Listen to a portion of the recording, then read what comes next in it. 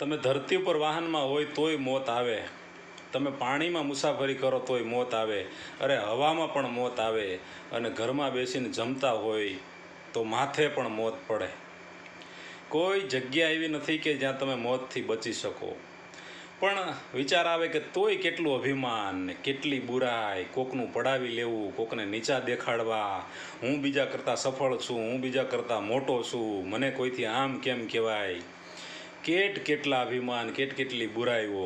ગમે એટલી મોટી સત્તા મેળવી લો, ગમે એટલી મોટી સંપત્તિ મેળવી લો, એક સૌથી મોટો પ્રધાન છે ભગવાન, જેને તમારી આગળની ક્ષણ કેવી છે એની એને ખબર છે. બાકી છોતરા નીકળી જાય, માણસ ખલાસ થઈ જાય. એટલે જે ભગવાન જે છે, વિશ્વ આખાને ચલાવવાવાળી જે શક્તિ, એ જે પ્રધાન છે, એના આગળ તો બધી કઠપૂતળીઓ છે. કોણ હગા ને કોણ હાથીડા, કોણ માં ને કોણ બાપ, તારા પુણ્ય ને પાપ તારી મોર હાલશે માનવી.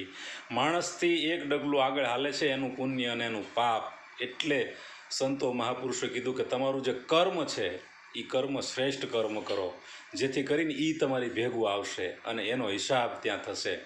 બસ આ વિશ્વને ચલાવવાવાળી જે શક્તિ છે એનો હર હંમેશ ડર માણસના હૈયે હોવો જોઈએ. ડર એટલા માટે કે હું જે કાંઈ કરું, જે કાંઈ મેળવી લઉં, એ ક્યાં ત્યાં સાથે કામ આવવાનું છે.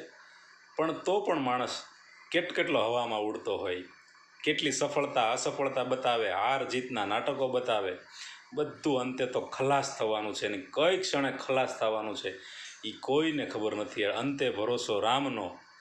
ભગવાન સૌના આત્માને શાંતિ આપે. પણ આ સાથે બધાના જીવનમાં એક શીખ હંમેશા ઘરના ખૂણામાં ઘર કલેરી રહી તો બહુ સારું, કે સૌથી મોટો છે એ પરમાત્મા છે.